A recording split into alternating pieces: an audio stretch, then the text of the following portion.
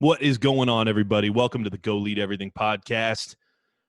Phil here, and today I'm talking about a subject that I am so passionate about. It's actually I made a couple-minute post about it quite a while back and got some good feedback on it and thought it was worth and thought it warranted a full podcast episode and a little more detail, a little more explanation, maybe a couple stories as to why I'm so passionate about this. And it's about being coachable.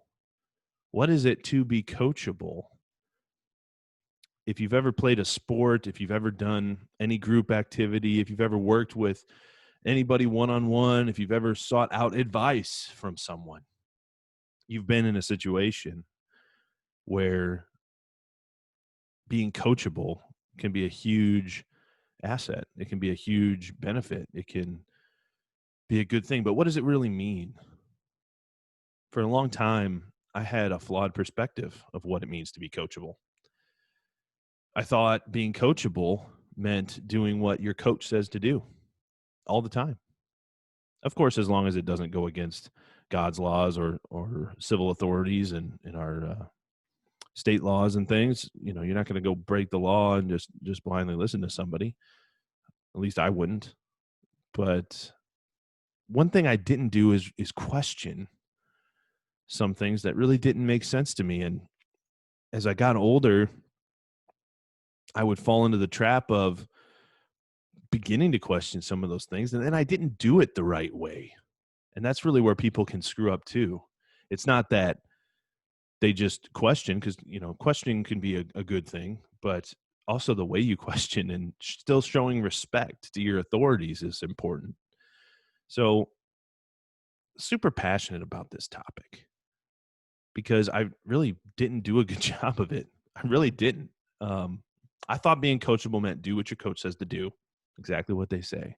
Just make them happy. And that is not what being coachable is. Being coachable is not just blindly following along.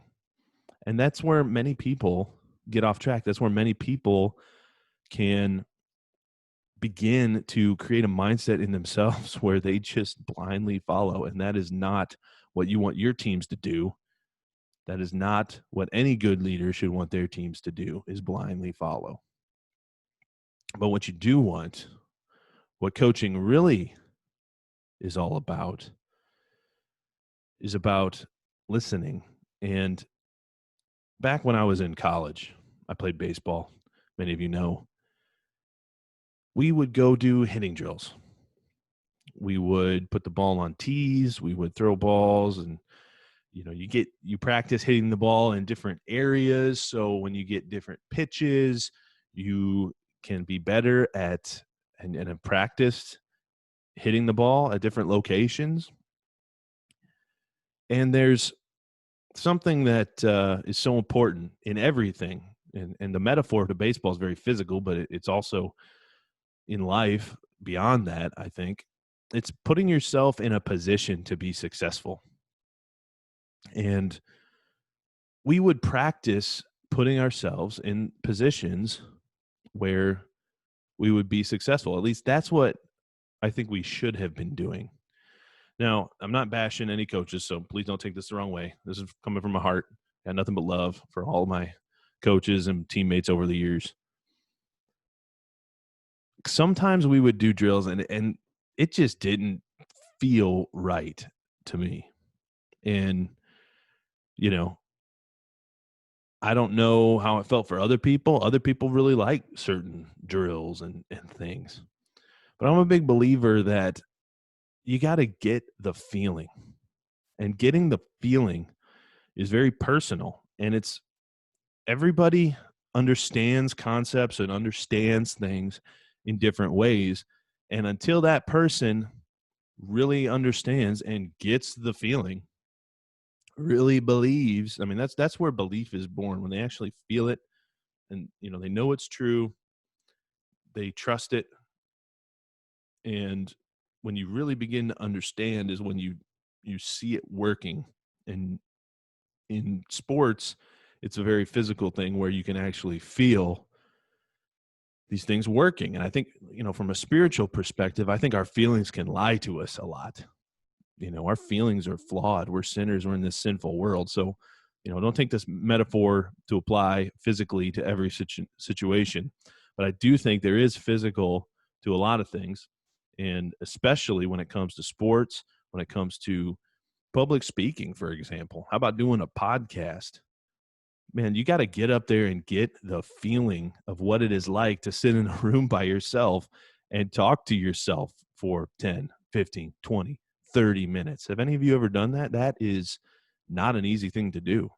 And so that's something I'm trying and working at getting the feeling right now with the Go Lead Everything podcast. With baseball, it's all about putting your body in a position to have success where you can get that feeling. Everybody I know who's played baseball at any significant level has had that hit where you hit the ball and you're like, what did I just do that time? Because that felt amazing. You almost don't even feel the ball and it just flies. And you're like, how do I repeat that? How do I do that over again? And that helping people understand the feeling and really get that feeling is what coaching is all about. That's what I think coaching is all about. It's helping people who don't know how to get the feeling figure out how to get it, and then figure out how to understand how to do it themselves so that they can go practice getting the feeling.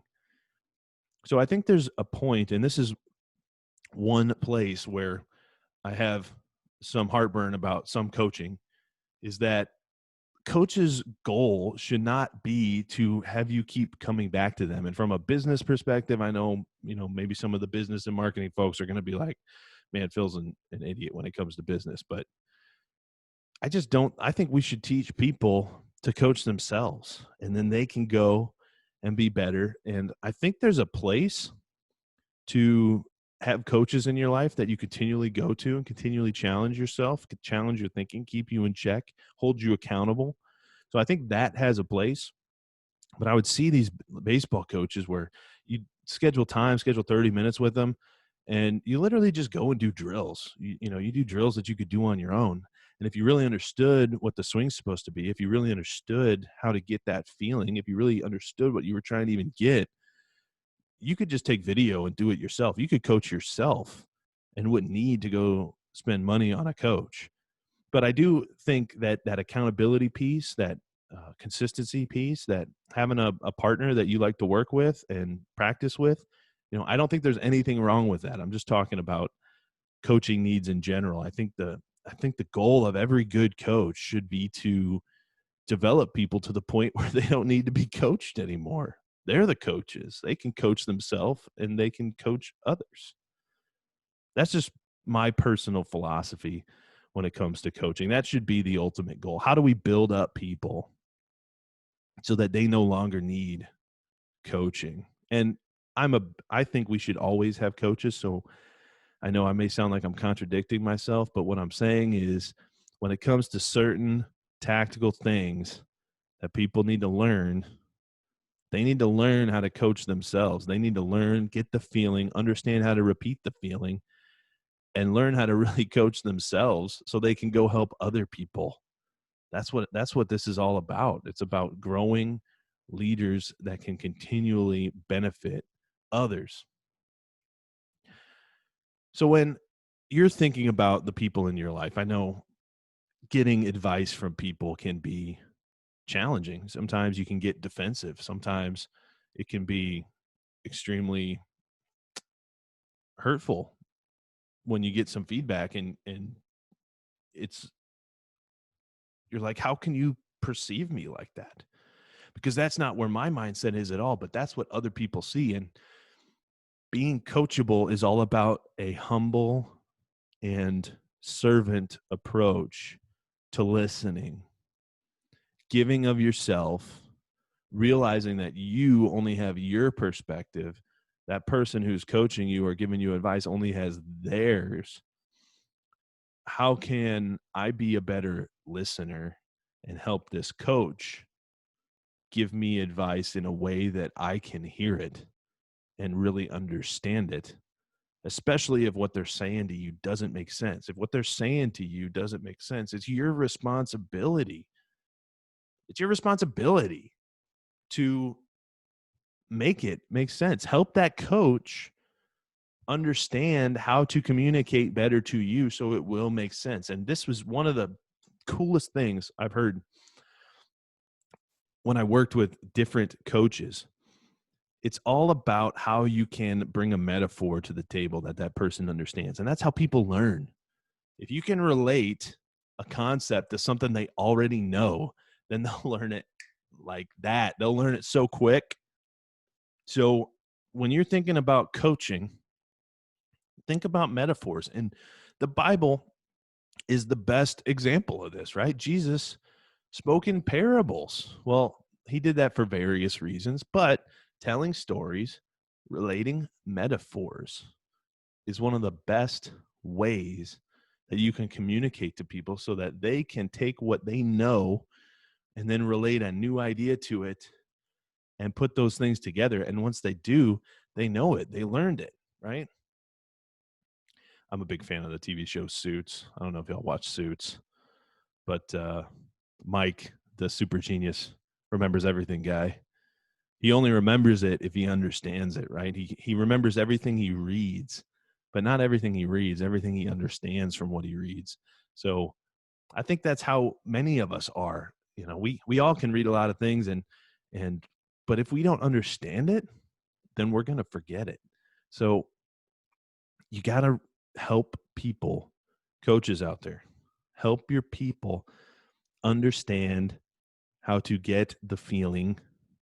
They need to understand the technical details, but they need to understand the why. They need to be able to repeat these things, practice these things on their own.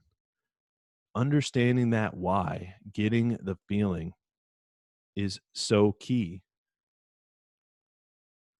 If you as a coach can rephrase things, if you can even ask, this is one area I think I can improve and many leaders can improve. Just ask your people how to communicate to them. How many of you leaders out there have done this? Have you really gone to your people and said, how would you like me to communicate to you? What's your preferred form of communication? Do you like when I call you out of the blue? Do you like when I shoot you a text message and say, hey, I'd like to chat. Do you have 5 minutes? Do you like when I send you emails? Do you not like when I send you emails, a bunch of emails?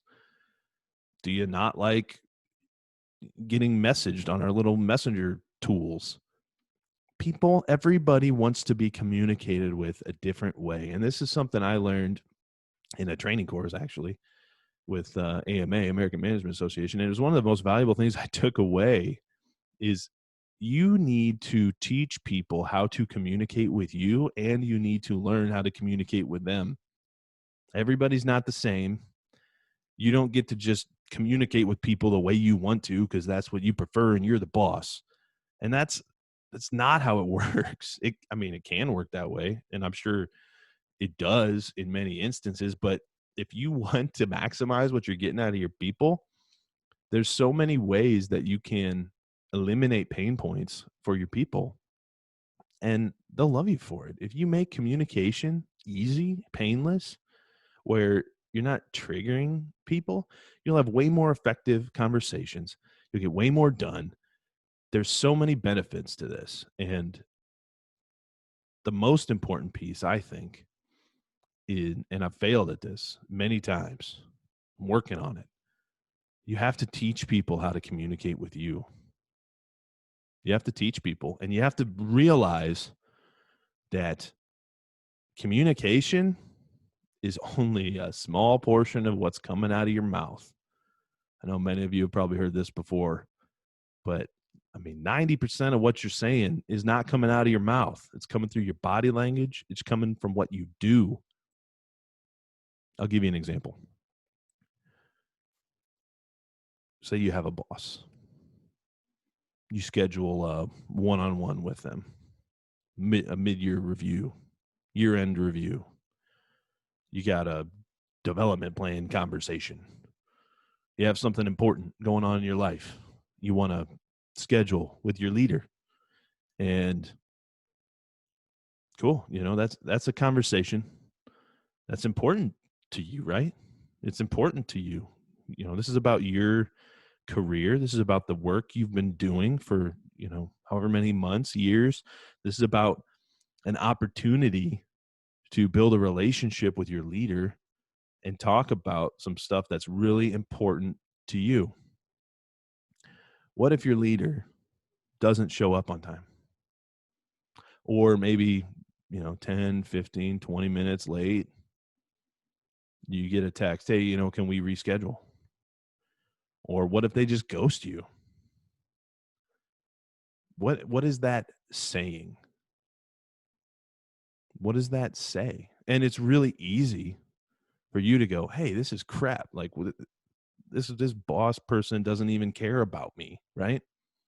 Really easy to jump to that. But what did we just talk about? We talked about being coachable. We talked about giving. We talked about bringing that grateful, gratitude, humility approach to listening, understanding, and hearing what your coach has to say. And quite frankly, if you're showing up late to meetings, everybody is going to be late sometimes. I'll caveat this. Everybody's been late. Showing up on time is huge. It's so important to me. It's just so huge. I can't even tell you. I've been late, though. I'm sorry when I am. I do everything I can to make it on time to things. So many people show up late to things. And when you show up late to things, you just tell people that you don't care about them.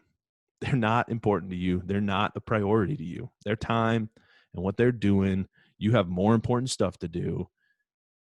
It's just like the worst thing you can possibly do is show up late to stuff. So keep that in mind, right?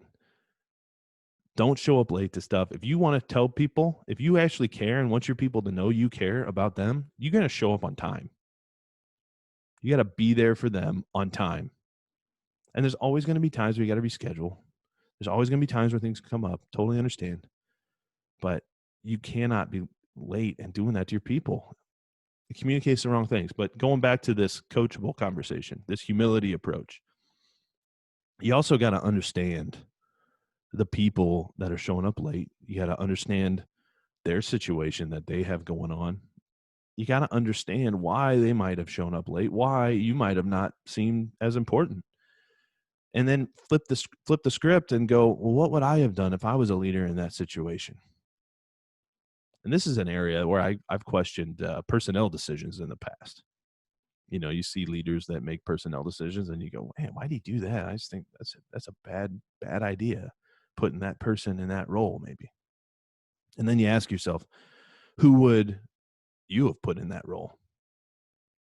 And this is something I've asked people on my teams before too. It's like, okay, you're questioning that decision. Who would you have put in that role? And if they can't think of one person, it's like, who are you to question these decisions if you literally cannot think of one person that you would have put in that role instead? So you really got to be patient. You got to be understanding. You have to bring humility to it. There's a time to escalate things. There's a time to have these critical conversations, these tough conversations when you're being disrespected. And there's a time to sit quietly and take it. There's a time and a season for all things. Coaching is all about being a better listener, being a better communicator, helping people understand how to get the feeling and getting out of yourself. And if you are showing up late to your people's stuff, you need to rethink your strategy, because all you're telling your people is you don't care about them. And they may be understanding. They may love you. They probably do, because people are great. Yeah, we're all sinners. We're going to screw up, but for the most part, I think people generally want to do the right thing. Yeah, they're not going to because they're sinners, but I think there's a lot of great people out there. I think they're very understanding and patient. I think they're working their butts off to try to do the right thing for their communities and their families. I'm fortunate to be a part of a great organization and many great organizations that do a lot of great things for their communities and are providing tremendous service to the communities in which we live and work. But if you're not showing up on time and really giving your people some face time, having some critical conversations with your people, if you come to a development plan conversation and you don't even have any development guidance for your people, then you're not doing what you need to be doing as a leader. Leaders give their people a vision of what they can be, and that vision should go beyond any of their expectations. Helping people see the potential in themselves is a part of what being a leader is. And so I encourage you all you leaders out there who want to go lead everything that they do, think about how you can be a better listener, be a better communicator, help people see the vision, help people get the feeling, teach people how to communicate with you, help people to be coachable, teach them how to be coachable, and make sure that you don't forget how to be coachable yourself. Go lead everything.